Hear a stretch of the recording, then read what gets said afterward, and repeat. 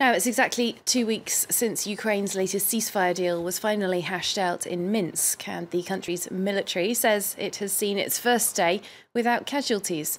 The army still wants reassurance, though, that pro-Russian rebels in the east are pulling back their heavy weapons as per that deal. Well, we can go live to Ukraine and speak to our correspondent Gulliver Cragg now. Gulliver, 24 hours with no casualties for the Ukrainian military. Can we expect this to continue? Well, it was 24 hours as of lunchtime yesterday. They'll have their next report at lunchtime today. So it could be that we're heading towards 48 hours because the Ukrainian spokespeople are saying that there have been no violations of the ceasefire at all since midnight.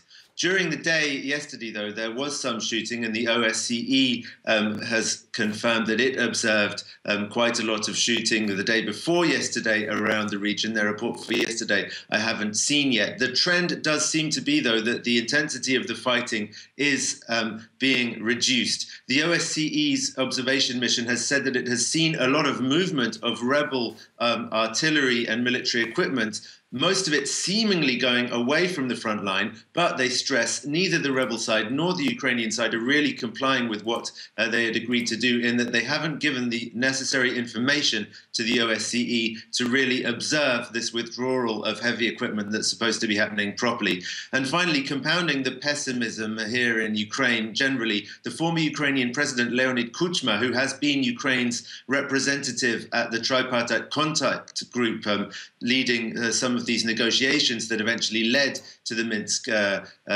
Accord, he said that Vladimir Putin was basically behaving as though there was no agreement at all, and had made it clear privately to him, Leonid Kuchma, that he would not stop until Ukraine complied with all of Russia's demands. Well, aside from the ceasefire and all those complications, Gulliver, Ukraine's economy, as well as its gas supply from Russia, are back in the spotlight. There's a threat to turn off the gas taps. Perhaps most pressingly, though, there's a concern about the Ukrainian currency, which collapsed yesterday.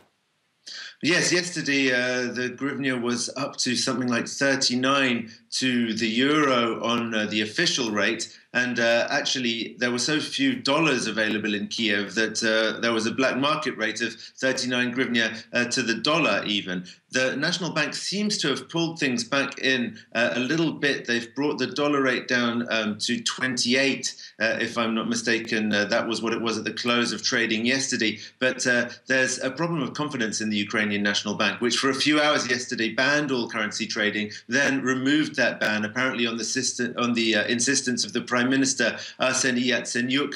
There was at some point discussion that the head of the National Bank might resign. In the end, she didn't. I think that there is a lot of confusion, which is encouraging currency speculators, and that's making things worse.